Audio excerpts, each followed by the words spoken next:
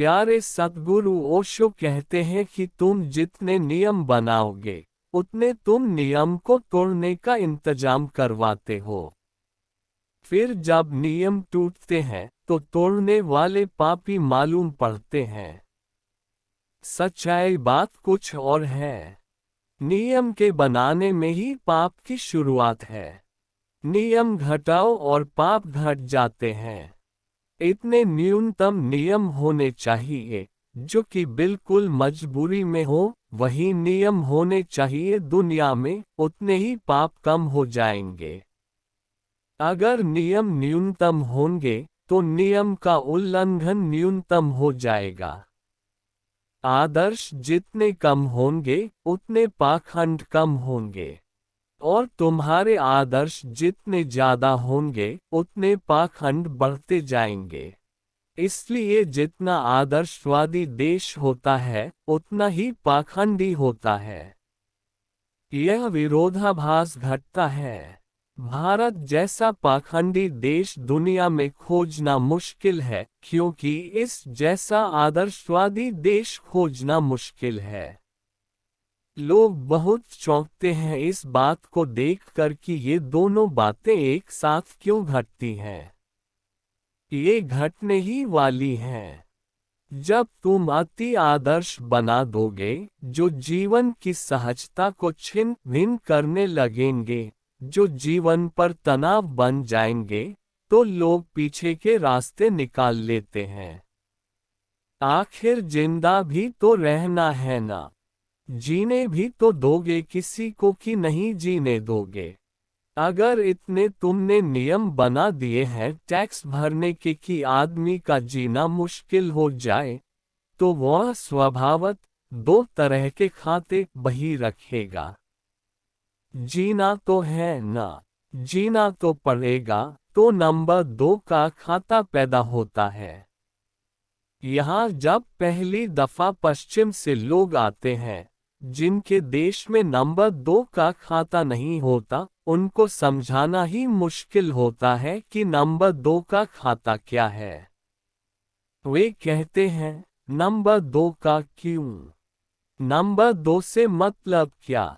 Number 2 का खाता तभी पैदा होता है जब नंबर 1 का खाता जीवन को खाने लगे, जीवन को बचने ही न दे, असंभव कर दे जीना। अनिवार्यत पैदा हो जाता है। मैं दोष नहीं देता नंबर 2 के खाता बनाने वालों को। मेरी मान्यता है कि वह नंबर 1 के खाते को तुमने इतना मुश्किल कर दिया है कि अब जिनको भी जीना है उनको मजबूरी में नंबर 2 का खाता बनाना पड़ेगा। और जिनको नहीं जीना है, जिनको मरना है, वे खाता ही क्यों रखेंगे, नंबर 1 का भी क्यों। उनके लिए पहाड़, नदी, बहुत से स्थान है मरने के लिए। खाते में क्यों सिर मारेंगे। जिनको मरना ही है, आत्मघात ही करना है, उनके लिए बहुत उपाय हैं। और अगर आत्मघात करने की हिम्मत नहीं है तो कम से कम साधु संत होकर तो बैठ ही जा सकते हैं। न रहा खाता, न खाते की झंझट रही, न रहा बांस न बांसुरी के बजने का उपद्रव रहा। मगर मंदिर मस्जिद में बैठ जाएंगे साधु संत होकर तो भी उनको खिलाएगा कौन, नंबर 2 का खाता ही खिलाएगा। क्योंकि नंबर 1 का खाता तो लोगों को नहीं खिला पा रहा है, साधु संतों को कहां से खिलाएंगे। इसे थोड़ा समझो। तुम आदर्श अगर अति बना लोगे, आदर्श अगर असंभव बना लोगे तो शायद कोई एकाध झक्की पागल दुराग्रही उसको पूरा करने में लग जाए, लेकिन बाकी 99% सीधे सादे लोग अड़चन में पड़ जाएंगे। उनके पास एक ही उपाय रहेगा कि मुखौटे ओढ़ लें, दिखाए कुछ, करे कुछ, बताए कुछ, हो कुछ। मैं एक ऐसी दुनिया चाहता हूँ जहाँ आदर्श कम से कम हो, न्यूनतम हो, जो मजबूरी में हो बिल्कुल। किस बात की मजबूरी?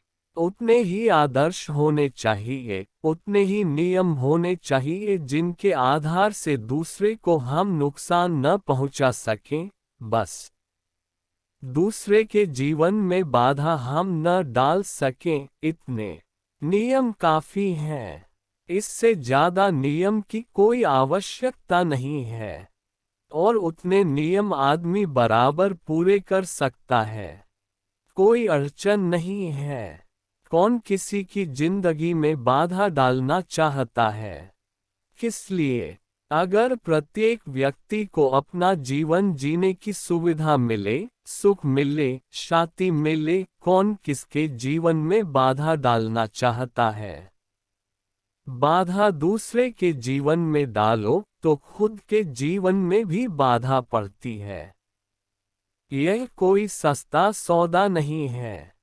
तुम दूसरे को परेशान करोगे तो तुम परेशान किए जाओगे। मैं तुमसे कहता हूँ, प्रेम के आदर्श छोड़ो।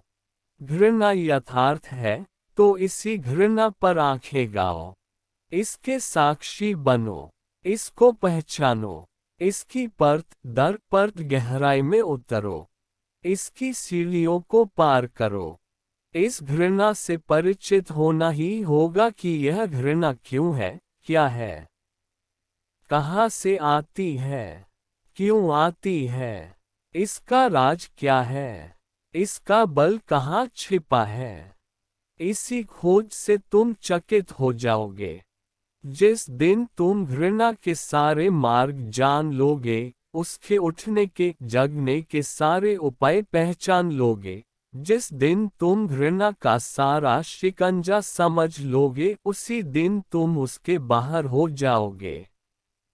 समझ मुक्ति है। क्योंकि जिसने घृणा के सब रास्ते जान लिए, वह भूल कर भी घृणा नहीं कर सकता। वह नींद में भी घृणा नहीं कर सकता। स्वप्न में भी घृणा नहीं कर सकता। क्यों? क्योंकि घृणा आत्मघाती है। यह अपने ही जीवन के आनंद को अपने ही हाथों नष्ट करना है। और जो घृणा नहीं कर सकता, उसके भीतर प्रेम का आविर्भाव होता है। ओशो, मरो है जोगी मरो -18।